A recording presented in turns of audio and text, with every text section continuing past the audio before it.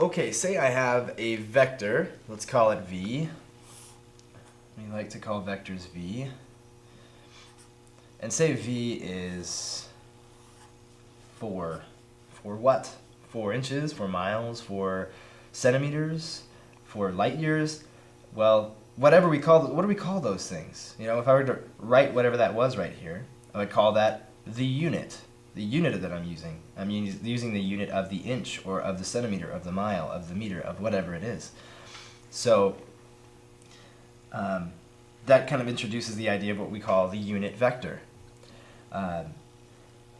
Oftentimes I'm going to want to take a vector and find the unit vector that represents this vector or that points in the same direction as this vector. So how do I do that? And what does that mean? Let's say I take this vector and I divide it into 4 pieces. I divide it by 4. How long is this little guy right here? Well, that little guy, since this is 4 and I divided it into 4, this is 1. Okay. Unit is also a kind of a form of the word 1. We call the number 1 the unit of our number system. Right? So this vector is 1 unit long. So we call it the unit vector. It's the unit vector that points in the same direction as this one, as long as we do make sure that it points in the same direction. So I know if I take the vector itself and I divide it into 4 pieces, it's going to be 1 unit long in the end. But then I also want to make sure it points in the same direction. So you know, let's say that this vector points in this direction, just for instance. You know, this is the vector. Let's say 8, 12. So this is the vector. This is the vector v. What about the unit vector that points in the same direction as v? Well, all I need to do there is take this guy here, 8, 12, and divide it by 4. Multiply it by 1 over 4. Okay? That's 2, 3. Alright? If you're not convinced that this works, I mean, I can divide this side by 4 and get a length of 1.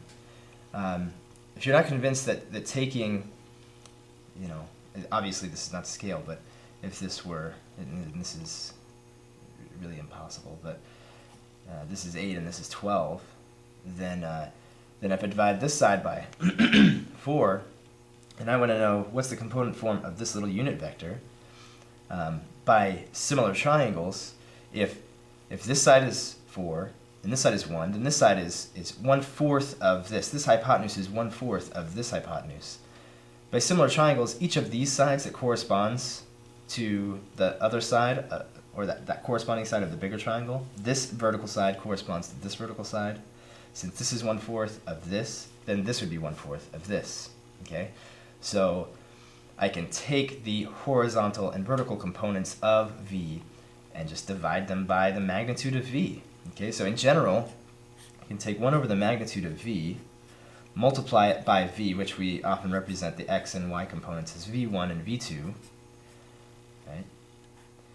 So if I take the magnitude of v and divide v by that magnitude, the horizontal and vertical components, then I have the unit vector that points in the same direction as v. Okay?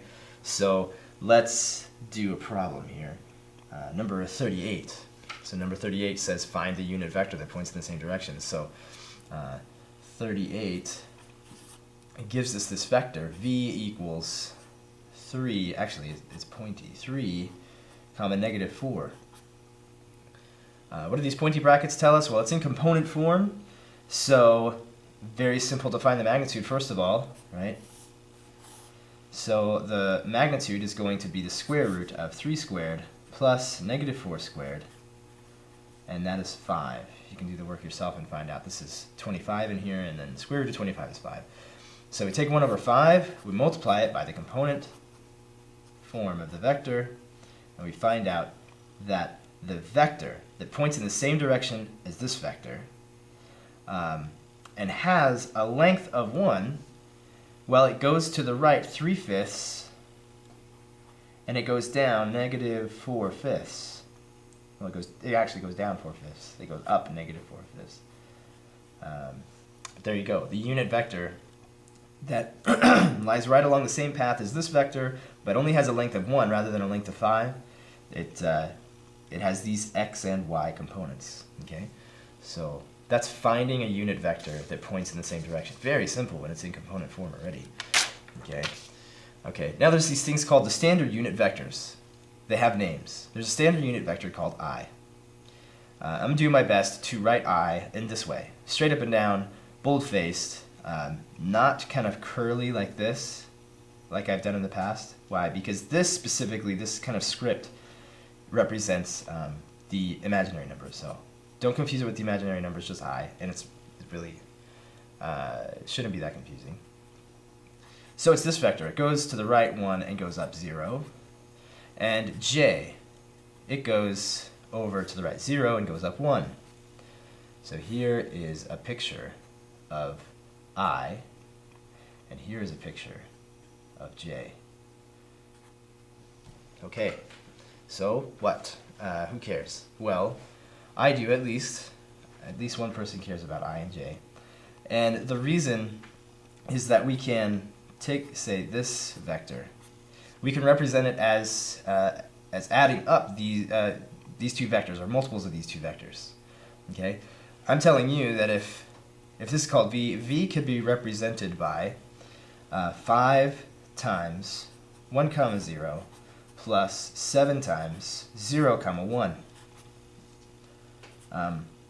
So is this thing the same as this thing? Well, let's find out. These are simple vector operations. Here's some scalar multiplication, here's some vector addition. So here we go. So 5 times this guy is going to be 5, 0, plus 7 times this guy is going to be 0, 7. Vector addition tells me that this is 5, 7. 5 plus 0 is 5. 0 plus 7 is 7. So we have 5, 7. So it indeed is the same thing. This is 5 times, what is this? This is I. And this is 7 times, what is that? What is this right here? This is j. Okay. This is what's called a linear combination of these two guys. Let's maybe convince you of this further. So here is, here's this vector. So it's at the origin there. It goes off like this. Here is 5. Right? This is 5. This is 7. Well, this is a length of 5. If I take a unit vector, if I take this vector that's of length 1 and I multiply it by 5, it fits right in here. What is it? It has a length of 5. It's 5 times I. That is the vector 5 times I. What about if I add to it this vector? What's this vector? This vector is just 7 times j. J points straight up in the vertical direction, a length of 1. So this guy, if it's 7, that's 7 times 1, that's 7 times j. Okay? So any vector in component form can be represented by a sum of multiples of the component, or the standard unit vectors. Okay? This right here is an example that in general, we don't have to use 5 and 7, but anything, if I multiply a number by I and a number by j and I add it together, it's called a linear combination. Now, in truth, it doesn't even have to be I and j. It can be any number times any vector plus any other number times, not j, any other vector. So AU plus BV, where U and V are vectors and A and B are constants. This is called a linear combination too, but we most often talk about the unit vectors. Hopefully that confused the heck out of you and you want to stop watching or something. So, linear combination of the standard unit vectors. Okay?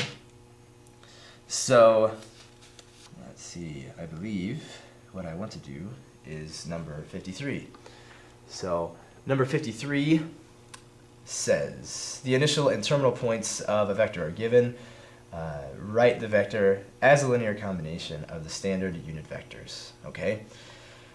53 gives us these two these 2 points. So the initial, we can call it P, that's what we've been calling it, -1, -5, and Q we can call 2, 3. That's what 53 tells us. Okay. So if you'll recall from here, I was given this vector, and it was really, really easy to find the linear combination that represented this vector. It was really easy because it was in component form to begin with, right? Since it was in component form, I could just take I, multiply it by 5, and then multiply j by 7, and there it is right there, no problem, because it was in component form. So that's going to be our first task. We're going to take any vector that's in this form where we have an initial and a terminal point. We're going to convert it into component form. So let's call this vector v. They don't give us a name. We'll call it v. v is equal to, we can, or at least the component vector, component form is going to be the initial parts minus, or the terminal parts minus the initial parts. Okay, the terminal x part is 2 minus the initial is -1, and then the terminal y minus the initial y. This is going to be the component. 2 minus -1 is 3, and 3 minus -5 is 8. There is the component form of this vector. How do we write this as a linear combination? Very simply, this is going to be 3 times I plus 8 times j. That is absolutely it. That is all we have to do. So convert to component form. Once you have it in component form, 3i plus 8j. You know, this guy, -5i minus 3j. No problem. Okay. So now we can do vector operations. We can take these guys that are represented by sums of the, or linear combinations of the standard unit vectors I and j, and we can add them together. This should be no surprise. So number 30 asks us to do, we're just going to do part A. You can do the rest of it yourself. U is 2i minus j, and v is -i plus j. We're going to do part A, and we're going to add these together. U plus v. U plus v. So u is 2i minus j plus v, which is -i plus j. So what do we have here? Well, I is a vector. It's this vector, 1, 0, minus this vector, 0, 1, minus this vector, 1, 0, plus this vector, 0, 1. All I'm doing here is replacing I and j by their component vectors, what I told you originally on the last sheet of paper there. So this would be 2, 0. This one would be, I'm just going to subtract 0, 1. I'm going to subtract 1, 0 and add 0, 1. Okay, if I add these all together, in the end, I am going to get 2 minus 0 minus 1, so that's going to be 1. I'm going to get 0 minus 1 minus 0 plus 1, so I just get 0. Okay, I'll see you in the next one.